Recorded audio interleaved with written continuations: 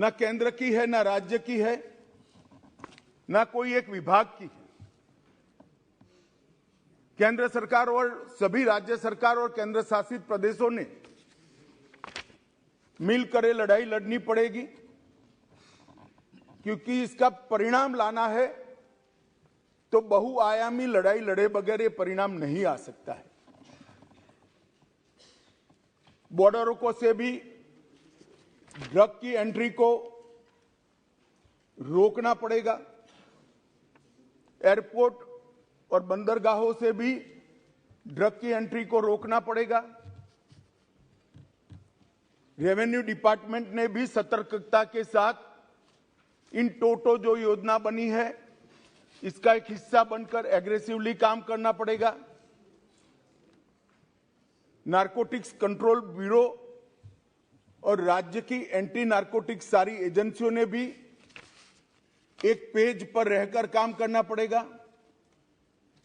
इसके साथ साथ पुनर्वसन और व्यसन मुक्ति के लिए समाज कल्याण विभाग और हेल्थ डिपार्टमेंट ने भी साथ में रहना पड़ेगा। इसके सभी आयामों को अगर हम एड्रेस करते हैं और सभी आयामों को ये लड़ाई के अंदर एक समान तीव्रता से जोड़ते हैं, तभी जाकर हमारा ड्रग फ्री इंडिया का स्वप्न साकार हो सकता है। मान्यवर, ये बहुत महत्वपूर्ण बात है कि लड़ाई केंद्र सरकार और राज्य सरकारों ने मिलकर लड़नी है। हमारे संघीय ढांचे में राज्य सरकारें कई सारी पार्टियों की होती है, कई बार केंद्र में भी मिली जुली सरकारें आती हैं, परंतु मैं आज ये बात सदन के सामने स्वीकार करना चाहता हूं कि जहां तक ड्रग के खिलाफ लड़ाई का सवाल है, देश की सभी राज्य सरकारों ने केंद्र सरकार के साथ कंधे से कंधा मिलाकर ये लड़ाई को गंभीरता के साथ लड़ा है। और जो भी योजनाएं गई, जो भी सूचनाएं गई, उसका इरिस्पेक्टिव ऑफ पार्टी पॉलिटिक्स और irrespective of party in power सभी राज्यों ने बहुत अच्छे ढंग से अमल भी किया है। इसलिए कम से कम एक मुद्दा ऐसा है जिसमें तरीकों में थोड़ा बहुत बदलाव राज्य की जियोग्राफिकल सिचुएशन और आर्थिक व्यापार करने की पद्धति को लेकर हो सकता है, तरीकों में बदलाव, परंतु इसमें कोई मतभेद नहीं है, सब एक पेज पर है। मान्यवर, जहां तक बॉर्डर के राज्य हैं, कल सभी बॉर्डर के राज्यों के सदस्यों ने गंभीरता से विषय रखा है। मैं स्पष्ट कर देना चाहता हूं कि बॉर्डर से ट्रेड का सवाल है। पाकिस्तान के साथ अभी कोई ट्रेड हमारा बॉर्डर से नहीं होता है, इससे ड्रग आने का सवाल नहीं है, परंतु इससे हमारी दिक्कतें समाप्त नहीं होती।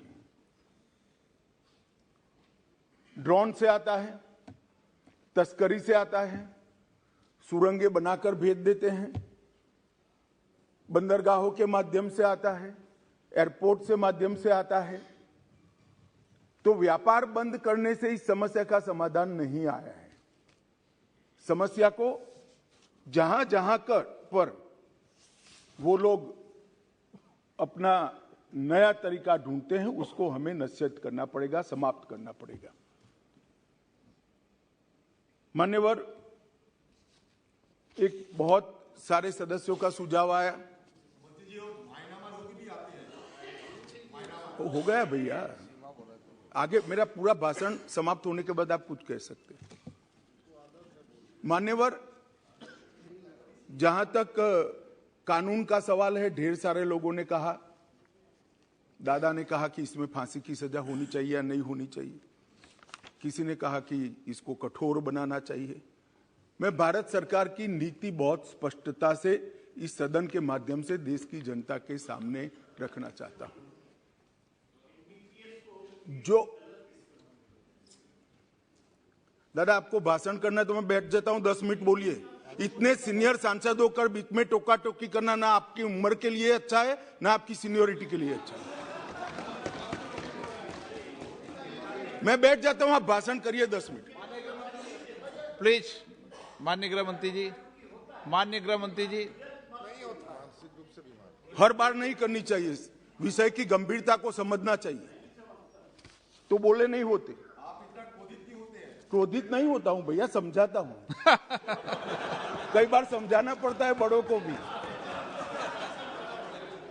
मान्यवर, जहां तक कानून का सवाल है, मैं इस सरकार की नीति को बहुत स्पष्ट करना चाहता हूं।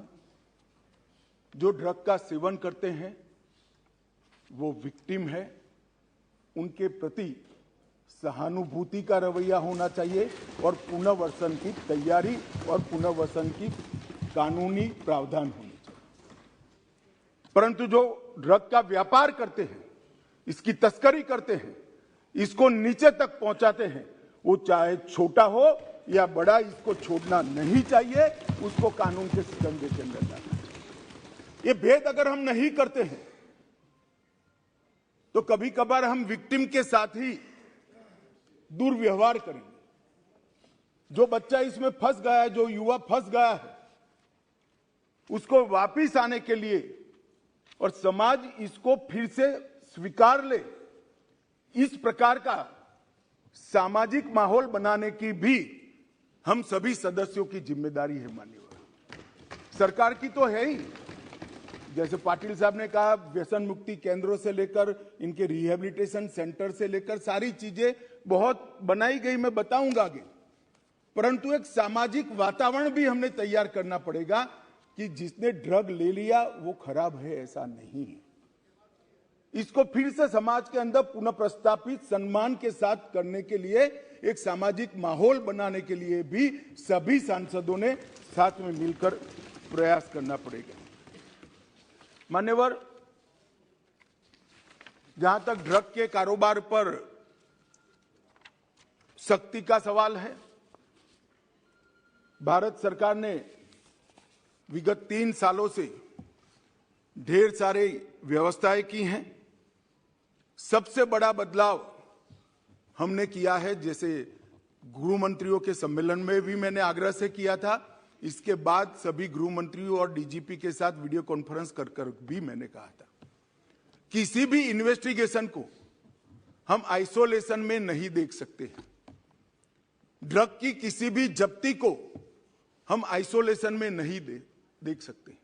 एक जगह ड्रग की छोटी सी पुड़िया भी मिलती है तो वो इन्वेस्टिगेशन को, ये ड्रग कहां से आई, वो सरहद तक ले जाना पड़ेगा, तभी जाकर पूरा नेटवर्क ध्वस्त होगा।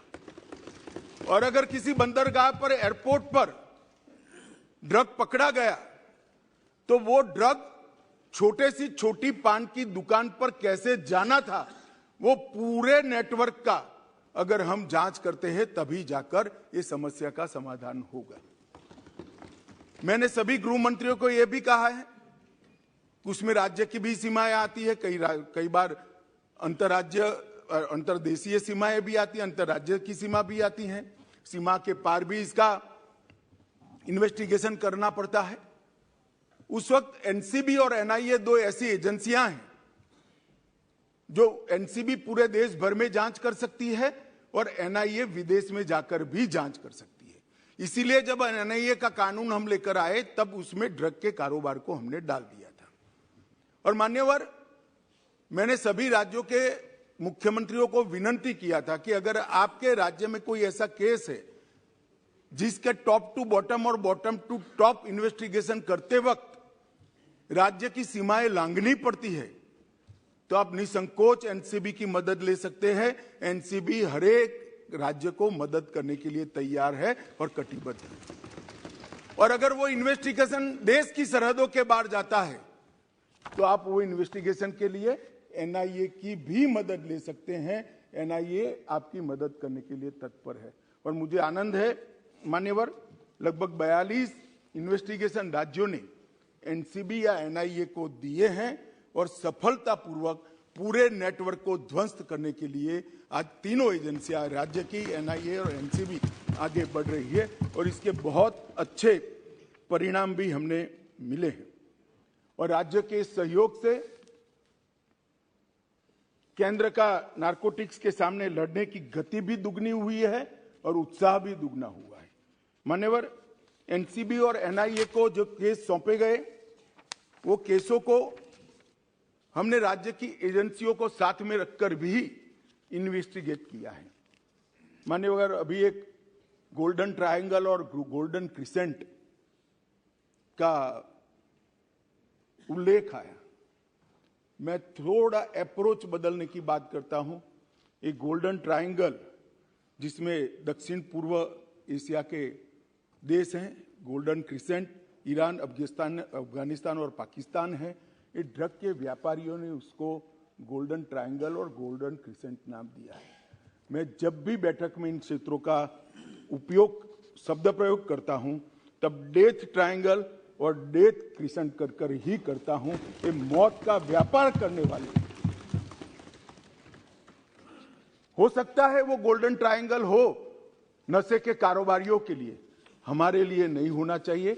और ये हमारे अप्रोच के अंदर बदलाव समग्र दुनिया के सामने बहुत बड़ा संदेश भेजेगा।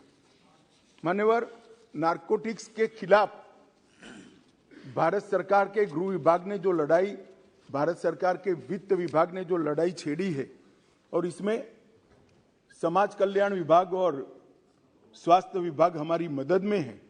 इसमें हमने जीरो टॉलरेंस की नीति अपनाई है।